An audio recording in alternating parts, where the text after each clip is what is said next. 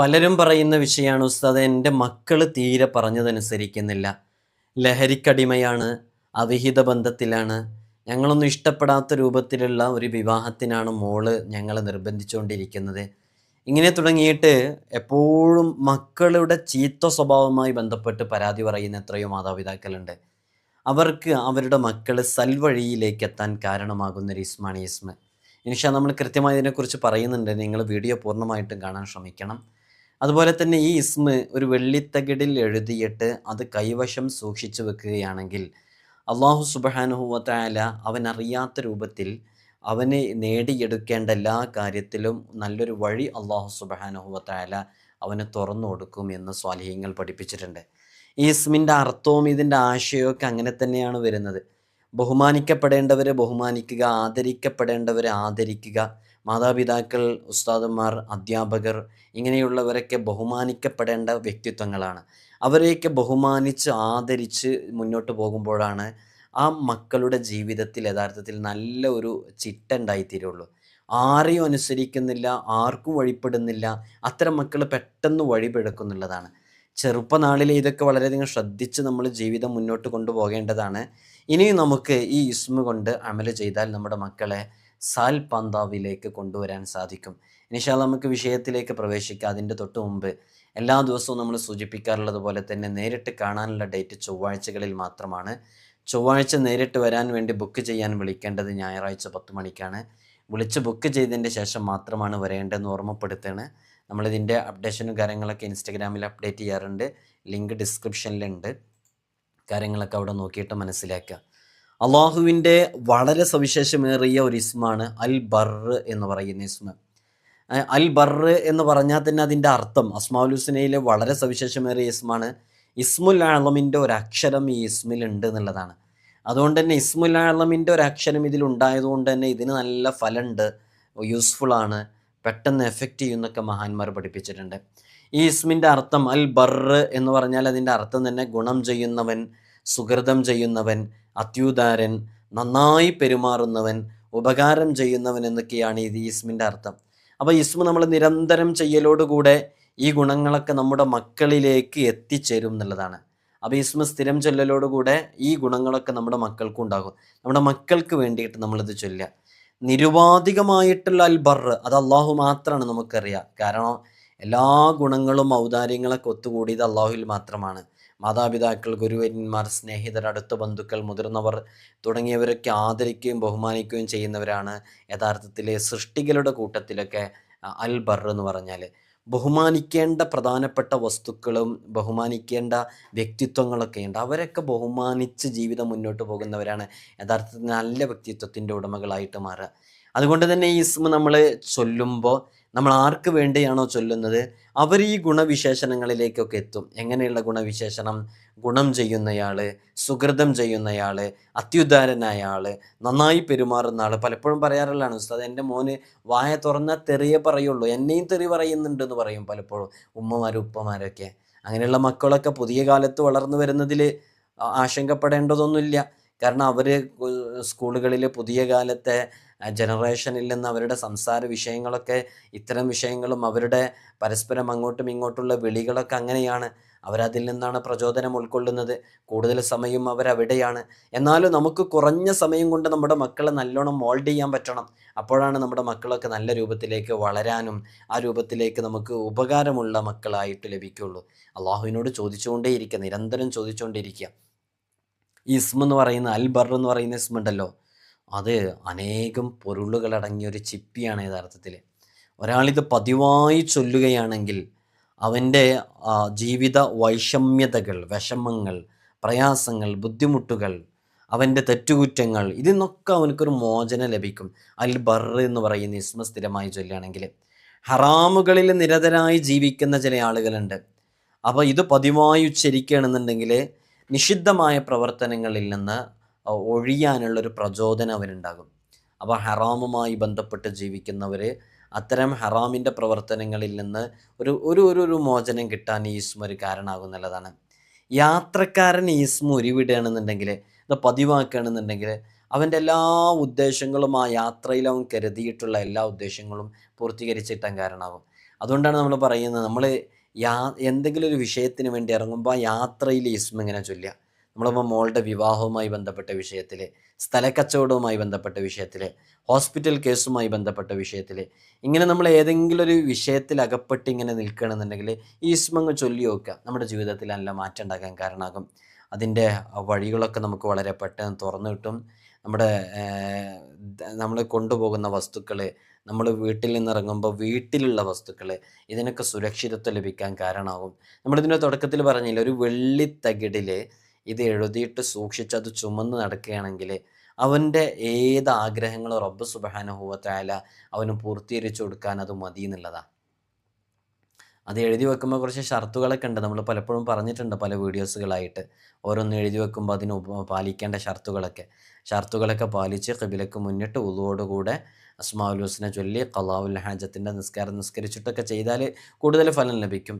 അവർ യാത്ര ചെയ്യുന്നത് വിമാനത്തിൽ യാത്ര ചെയ്യുന്നവരാണ്, കപ്പലിൽ യാത്ര ചെയ്യുന്നവരാണ്. എന്നാലൊക്കെ അവനക്ക് നല്ലൊരു സുരക്ഷിതത്വം കിട്ടാൻ കാരണമാകുന്നതാണ്. അപ്പോൾ ഗൾഫിലേക്കൊക്കെ പോകുന്നവർ ഈ ഇസ്മ ചൊല്ലിയാൽ നല്ല ഫലം ലഭിക്കും. അള്ളാഹു നമുക്കൊക്കെ വലിയ ഹൈഫ്ള് നൽകി അനുഗ്രഹിക്കുമാറാകട്ടെ. നമ്മളിതിൻ്റെ തുടക്കത്തിൽ പറഞ്ഞല്ലോ, എപ്പോഴും നമ്മൾ കേൾക്കുന്നതാണ് മക്കളുടെ ദുസ്വഭാവവുമായി ബന്ധപ്പെട്ട് മക്കൾ പറഞ്ഞനുസരിക്കുന്നില്ല എന്ന് പറഞ്ഞിട്ടുള്ളത്. ഈ ഇസ്മ നമ്മൾ 7 തവണ ഊതുകയാണെന്നുണ്ടെങ്കിൽ അത് കുട്ടികളുടെ തലയിൽ ഇടയ്ക്കിടയ്ക്ക് ഊതുക. തലയിലോ കുട്ടികൾക്ക് വേണ്ടിയിട്ടൊക്കെ ഊതുക. ഒരു 7 തവണയാണ് ഓതേണ്ടത്. എളുപ്പം കഴിയുമല്ലോ, എനിക്കും നിങ്ങൾക്കൊക്കെ വളരെ പെട്ടെന്ന് ചെയ്യാവുന്നതാണ്.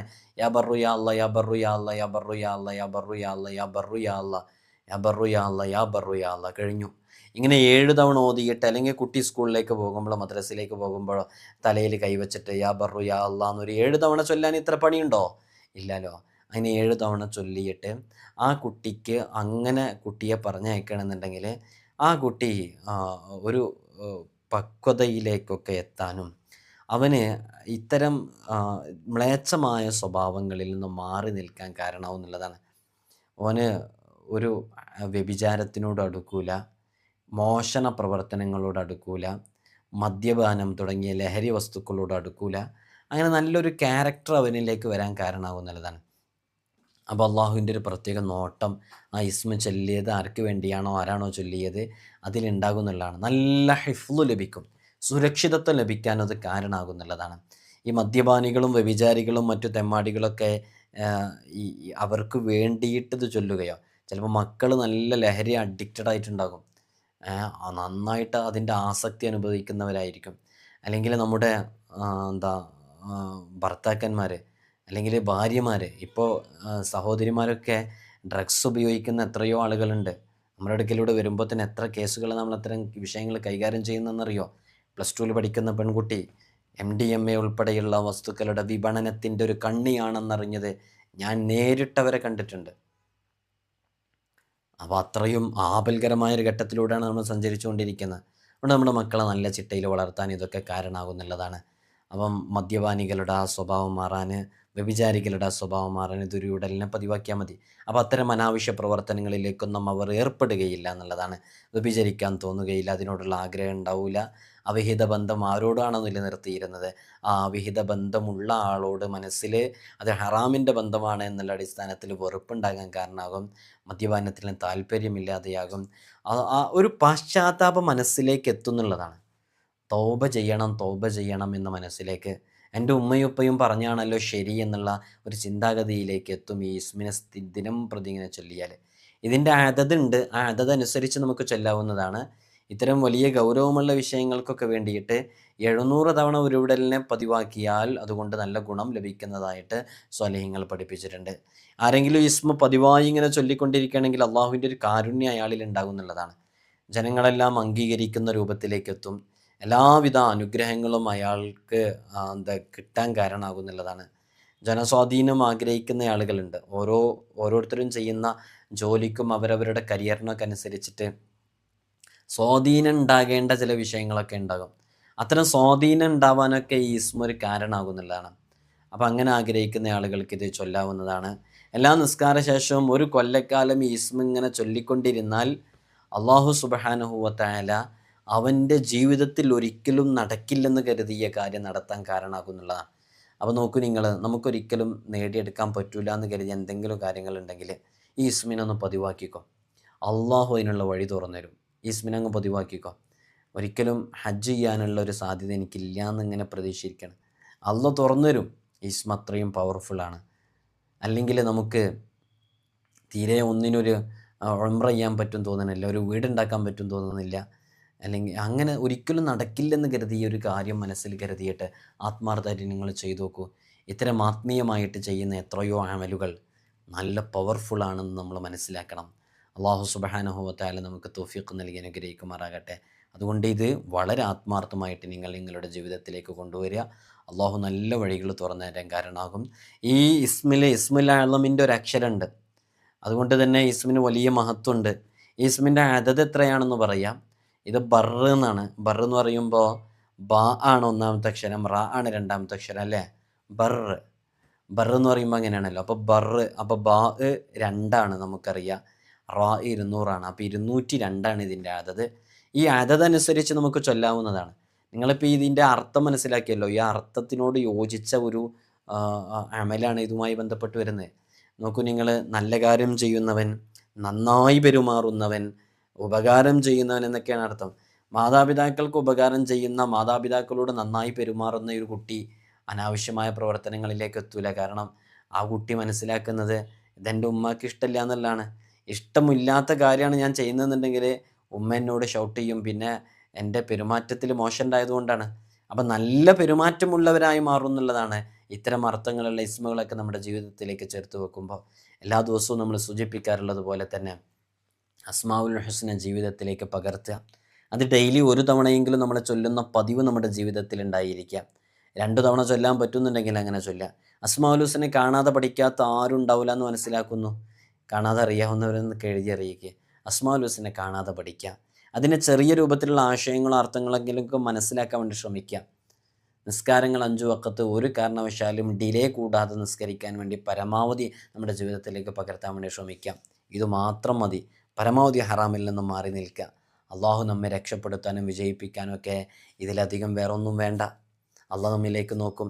വല്ലാഹു യൻദുറു ഇലാ ഖുലൂബിക്കും. നിങ്ങൾ ഈ മോടി പിടിപ്പിച്ച് നടക്കുന്ന ഈ ബാഹ്യത്തിലേക്കൊന്നുമല്ല അള്ളാഹുവിൻ്റെ നോട്ടം. റബ്ബ് സുബ്ഹാനഹു വ തആലയുടെ നോട്ടം എങ്ങോട്ടാണ്? അവരുടെ നോട്ടം, അള്ളാഹുവിൻ്റെ നോട്ടം നമ്മുടെ ഹൃദയാന്തരങ്ങളിലേക്കാണ്. ഹൃദയം ശുദ്ധീകരിച്ച് അള്ളാഹ് ഇഷ്ടപ്പെടുന്ന രൂപത്തിൽ നമ്മുടെ ജീവിതത്തെ ക്രമപ്പെടുത്തുക. അള്ളാഹു നമുക്ക് നല്ല വഴികൾ തുറന്നു തരും. അള്ളാഹു സുബ്ഹാനഹു വ തആല ഖൈറിൻ്റെ വാതായനങ്ങളൊക്കെ നമുക്ക് തുറന്നു തരട്ടെ. എല്ലാ ദിവസവും നൂറെ മദീനയുടെ ആത്മീയ മജ്‌ലിസിലെ പ്രഭാതത്തിലും പ്രദോഷത്തിലും അസ്മാഉൽ ഹുസ്ന ഉൾപ്പെടെയുള്ള നമ്മുടെ ജീവിതത്തിൽ പകർത്തേണ്ട, നിത്യജീവിതത്തിൽ കൊണ്ടുവരേണ്ട ദിക്റുകളും ദുആകളൊക്കെ ചൊല്ലുന്നുണ്ട്. നിങ്ങൾ ഇൻഷാ അല്ലാഹ് വളരെ നേരത്തെ തന്നെ മജ്‌ലിസിലെത്തുക. രാവിലെ 6:15 മജ്‌ലിസ് ആരംഭിക്കും. രാത്രി ഇതേപോലെ 7:15 7:30 ആകുമ്പോൾ മജ്‌ലിസ് ആരംഭിക്കും. അതിലിടുന്ന അസ്മാഉൽ ഹുസ്നയും ദിക്റുകളൊക്കെ ചൊല്ലുക. അള്ളാഹു നമുക്ക് വലിയ വിജയം നൽകാൻ കാരണമാകും. നിങ്ങളൊക്കെ എനിക്കും എൻ്റെ കുടുംബത്തിനൊക്കെ വേണ്ടി ദുആ ചെയ്യണം. വരാത്തവർ ബുക്ക് ചെയ്ത് മാത്രമാണ് വരാൻ ആഗ്രഹിക്കുന്നത്. നമ്മൾ പലരോടും വരാൻ പറയാതിരിക്കില്ല. ബുക്ക് ചെയ്യുമ്പോൾ തന്നെ എടുക്കാൻ പറ്റുന്നില്ല, അത്രയും കോളുകൾ വരുന്നുണ്ട്. പലപ്പോഴും നമ്മൾ ബുക്കിംഗ് ചെയ്യുന്ന ആളുകളോട് തന്നെ എങ്ങനെയെങ്കിലുമൊക്കെ ഒഴിവാക്കാൻ വേണ്ടിയിട്ടാണ് ശ്രമിക്കുക. കാരണം അത്രയും ആളുകൾ വരുന്നുണ്ട്. അപ്പോൾ ബുക്ക് ചെയ്യാതെ ഒരാളും വരരുത്. നമുക്ക് നോക്കാൻ കഴിയില്ല. നമുക്ക് ലൈവും കാര്യങ്ങളൊക്കെ ഉണ്ടായതുകൊണ്ട് ഇത് കഴിഞ്ഞാൽ അതിലേക്ക് ഇരിക്കേണ്ടതാണ്. അപ്പോൾ കറക്റ്റ് ഒരു 100 ആളെന്ന് പറഞ്ഞാൽ 100 ആളെ നമുക്ക് എടുക്കാൻ കഴിയുള്ളൂ. അതേ കറക്റ്റ് ഷെഡ്യൂൾ വെച്ചതാ, ടൈം ടു ടൈം. ആ ടൈം കഴിഞ്ഞാൽ നേരെ ലൈവിലേക്ക് പ്രവേശിക്കാനുള്ളതാണ്. അപ്പോൾ ആ കാര്യം എല്ലാവരും ഓർമ്മപ്പെടുത്തണം. പലരും ബുക്ക് ചെയ്യാതെ വരുന്നുണ്ട്. അതുകൊണ്ടാണ് പ്രത്യേകം പറയുന്നത്. എല്ലാവരും ദുആ ചെയ്യണം ഇൻഷാ അല്ലാഹ്. ഇസ്മ ജീവിതത്തിൽ പകർത്തുക എടാ ഇൻഷാ അല്ലാഹ്. ഈ അസ്മാഉൽ ഹുസ്നയൊക്കെ പതിവാക്കുന്നവരൊക്കെ ഒന്ന് എഴുതി അറിയിക്കുക. ദുആ വസീയത്തുകൾ എഴുതുക. അസ്സലാമു അലൈക്കും വറഹ്മത്തുള്ളാഹി.